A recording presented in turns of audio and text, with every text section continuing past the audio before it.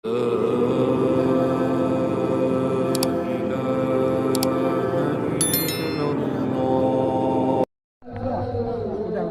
datang sendiri, nggak ada bawa siapa-siapa. Saya mau diskusi sama Imam. Nanti saya sabar, saya komunikasinya dulu.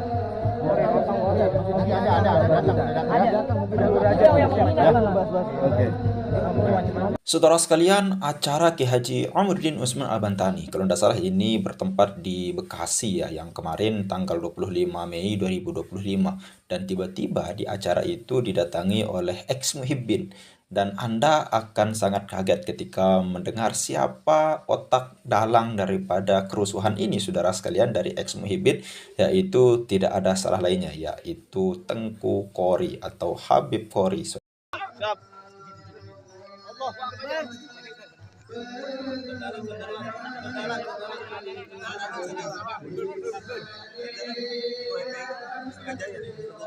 Bang Amin, ikut bang.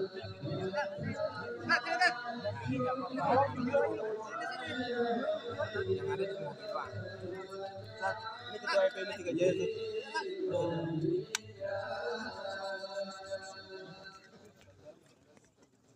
Masalah pelantikan organisasi terserah. Yang jelas saya bicara masalah Imaduddin, masalah nasab. PWI ini saya pendirinya. Ya. Pendiri PWI saya, Babas, terus Wariduddin, Imaduddin nggak ada. Jadi kalian kalau baiat PWI melupakan perjuangan saya, haram. Allahu Akbar. Tas pegang, udah pegang. Udah. Aman.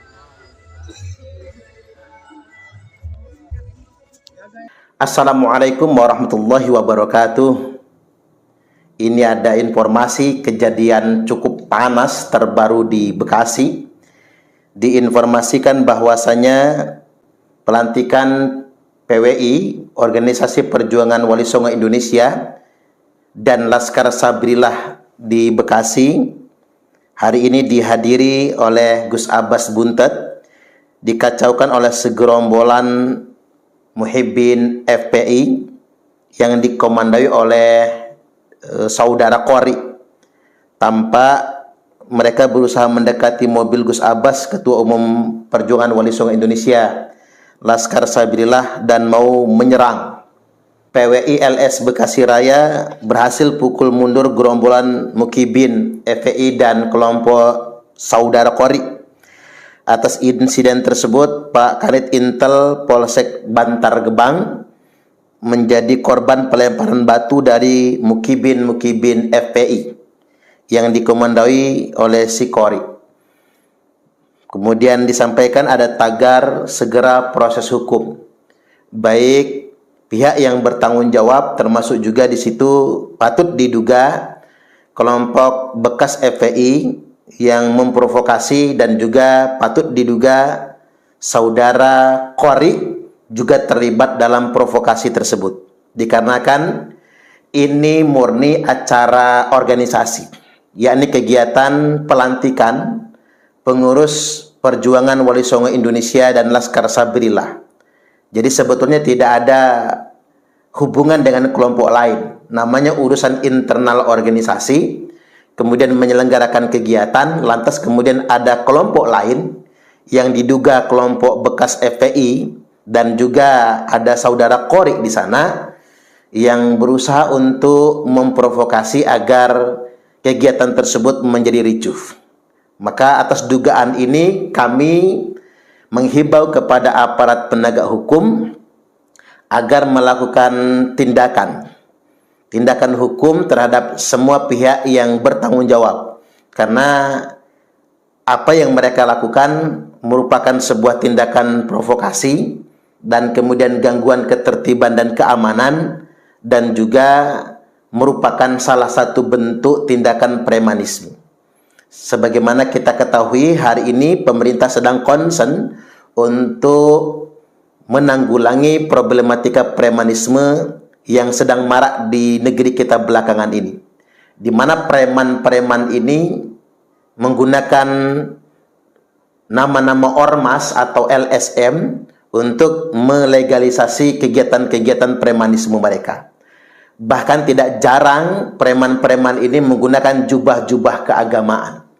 Maka menurut kami provokasi yang dilakukan bahkan sampai berdampak kepada beberapa orang yang terluka gara-gara insiden tersebut, ini mesti diselesaikan secara hukum.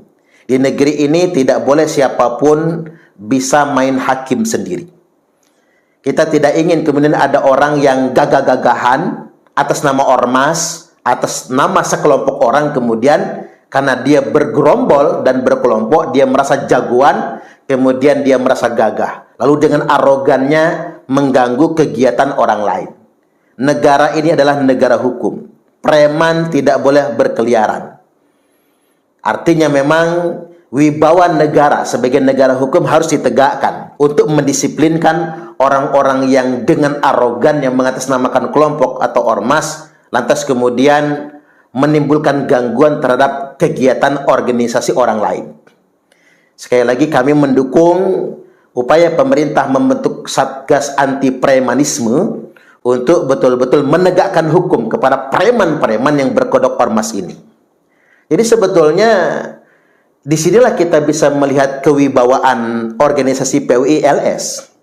Padahal PWI dan Laskar Sabilillah itu adalah organisasi yang sah, organisasi yang resmi, yang juga banyak kader-kadernya, banyak laskarnya, karena benar-benar menghormati negara, menghormati pemerintah, khususnya penegak hukum, maka Laskar Sabilillah tidak mau main hakim sendiri. Ya mungkin karena kegiatan internal PWI Laskar Sabilillah yang diganggu, mungkin saudara-saudara Laskar di sana sudah greget banget itu untuk melakukan aksi balasan. Tapi karena percaya di situ ada aparat negara, ada aparat TNI, ada aparat kepolisian, maka Laskar Sabilillah betul-betul menghormati negara, menghormati pemerintah yang sah. Tapi di lain sisi ada sekelompok preman-preman berjubah yang dia memanfaatkan negara kita sebagai negara hukum. Sok arogan, sok keras. Ini saya katakan sok keras. Padahal begitu ditangkap juga nyengir juga kan, nangis-nangis juga sebetulnya. Jadi kita bersyukur tinggal di negeri ini sebagai negara hukum. Setiap orang tidak bisa main hakim sendiri.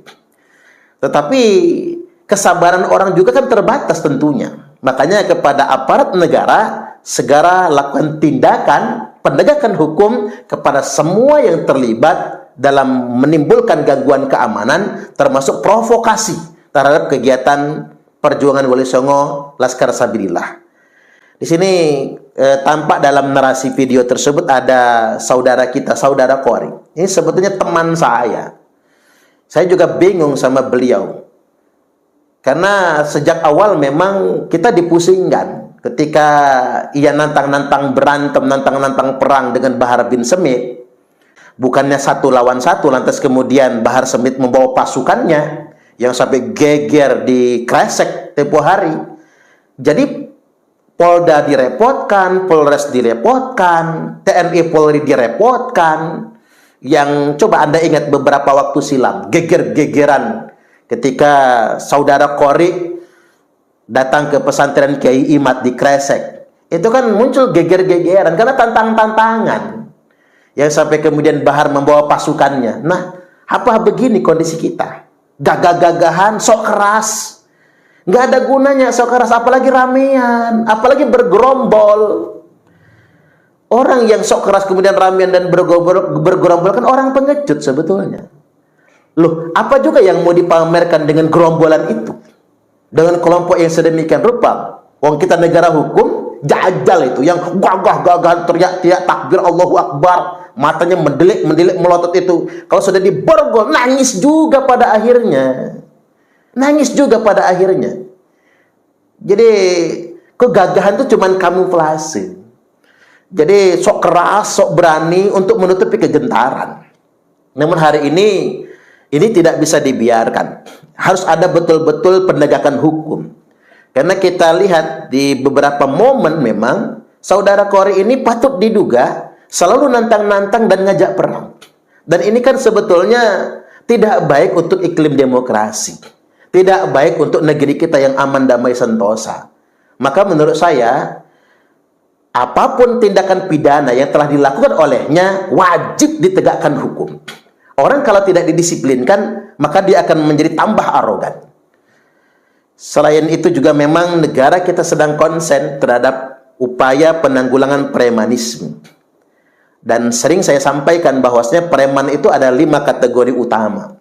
Ada preman kampung, biasanya aksi individual atau sekelompok kecil yang juga mengganggu kenyamanan dan keamanan di kampung atau di pasar-pasar tradisional misalnya. Kemudian yang kedua ada preman berkelompok, preman ormas, berkedok ormas. Namanya ormas, LSM dan lain sebagainya, tapi pada kenyataannya melakukan pemalakan, pemaksaan dan lain sebagainya. Kemudian yang berikutnya, yang ketiga, ada preman berseragam, oknum-oknum yang berseragam resmi tapi memanfaatkan seragamnya untuk kemudian melakukan pemerasan. Kemudian yang keempat, preman berdasi, orang yang punya kedudukan, yang punya tanda tangan untuk melegalisasikan urusan masyarakat, urusan publik, dia gunakan pangkat dan jabatannya untuk melakukan pemerasan. Ini juga banyak ini. Abuse of power, upaya menyalahgunakan kekuasaan.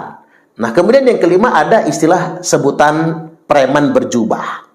Nah, kita dihadapkan dengan negeri yang mayoritas muslim ini, banyak orang menggunakan kamuflase jubah-jubah kemusliman, jubah-jubah keagamaan, untuk kemudian menunjukkan arogansi, merasa gagah, merasa jagoan. Dia teriak bela Islam, teriak bela agama, tapi pada kenyataannya dia sebetulnya preman sesungguhnya.